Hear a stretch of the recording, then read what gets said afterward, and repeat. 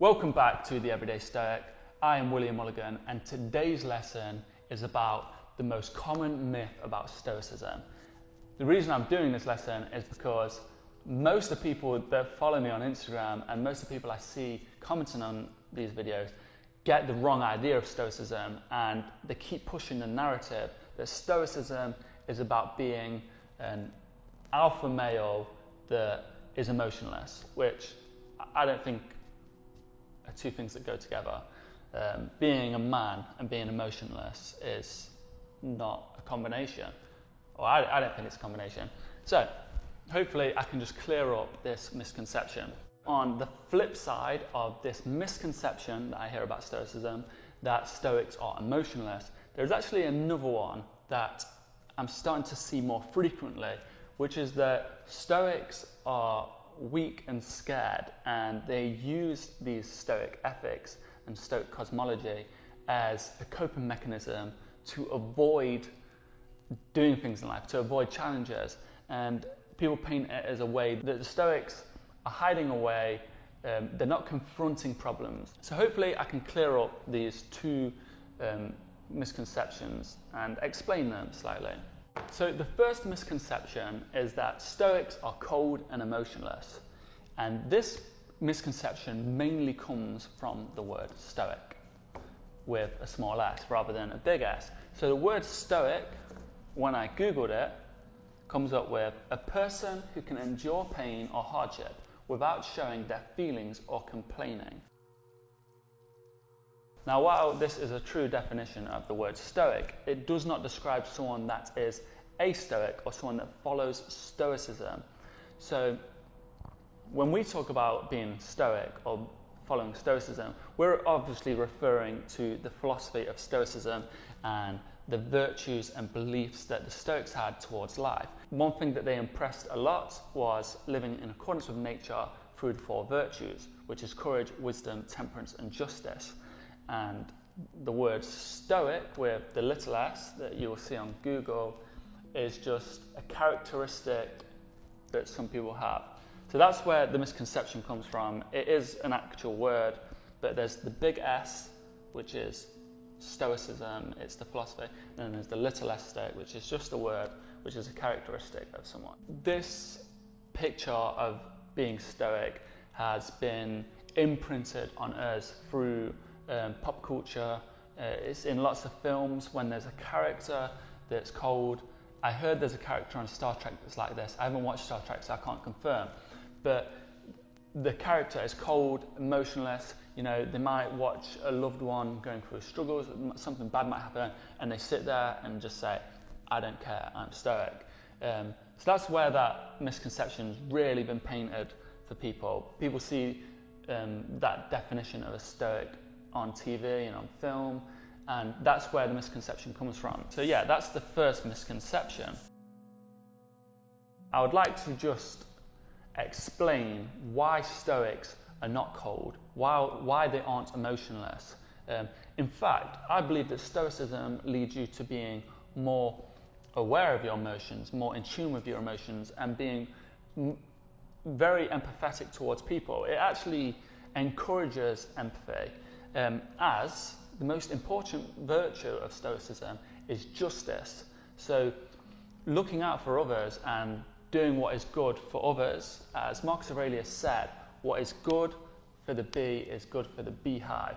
So we've got to think of everyone. We've got to think of the universe around us when we consider our part in the universe, when we make actions. That's the way the Stoics viewed it, that we're not just doing things for us, we're doing things for the world around us, the beehive. So the misconception that Stoics are emotionless can also be contributed to the dichotomy of control. I won't fully explain what the dichotomy of control, but simply put, it's understanding what is in our control and what is not within our control. And everything that is outside of your control, you don't need to worry about because you have no control over them. So worrying doesn't help.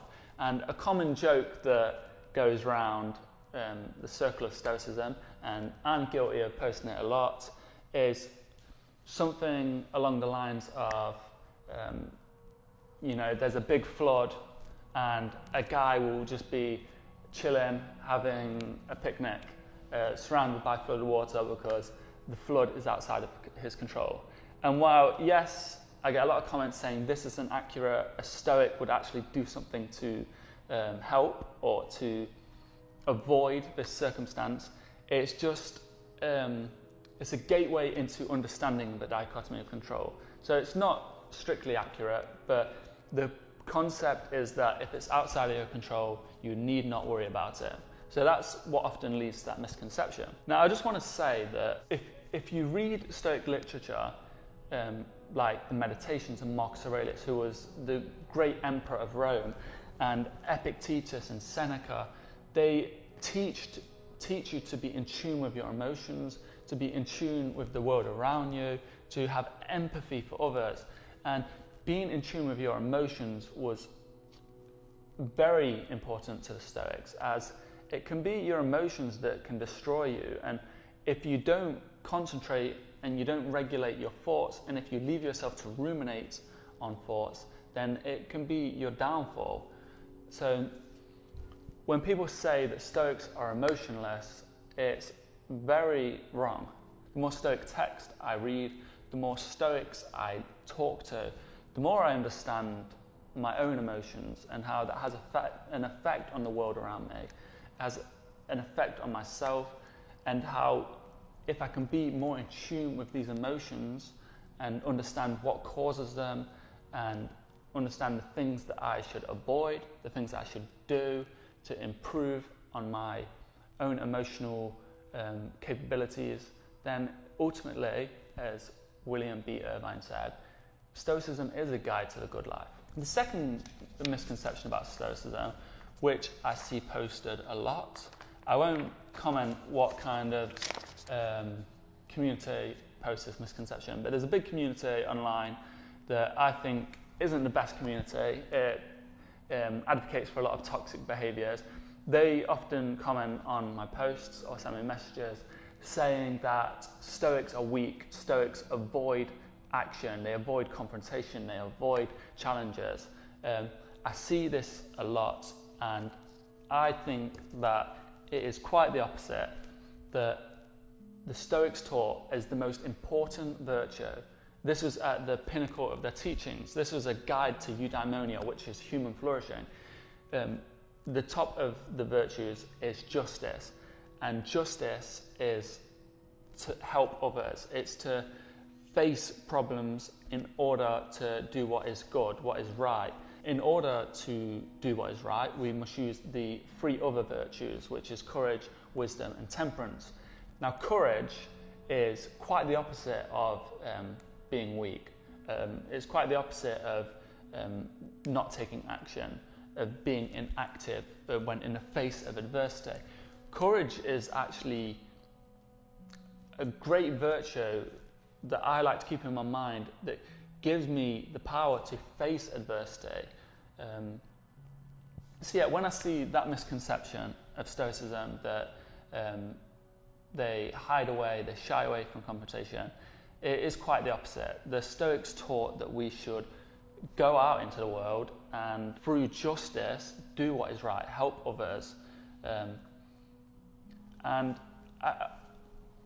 I also think that the misconception comes down to the dichotomy of control, that some things are without your power, and not to worry about the things that are not in your power.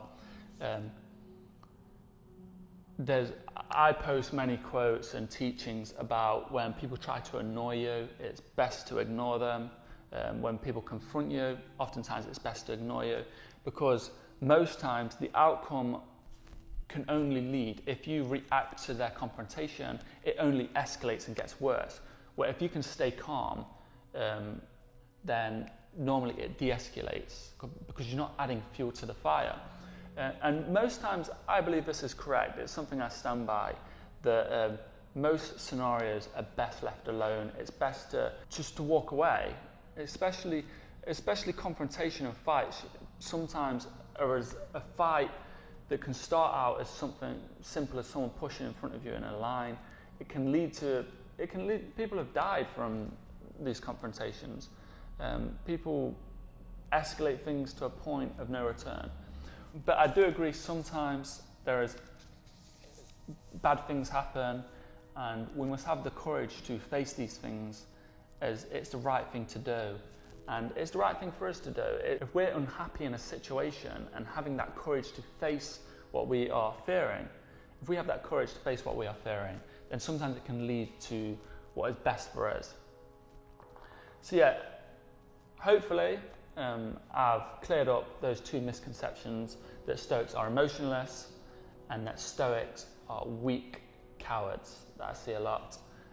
Thank you for watching. If you'd like to learn more, check out my other videos. Go over to my Instagram at The Everyday Stoic, where I do regular discussions and Q&As and post quotes and teachings and memes. If you want to support what I'm doing, then please consider becoming a YouTube member, subscribing, or going to my website, theeverydaystoic.com, where you can buy Everyday Stoic clothing or the Mp.Monarh.Motivation calendar.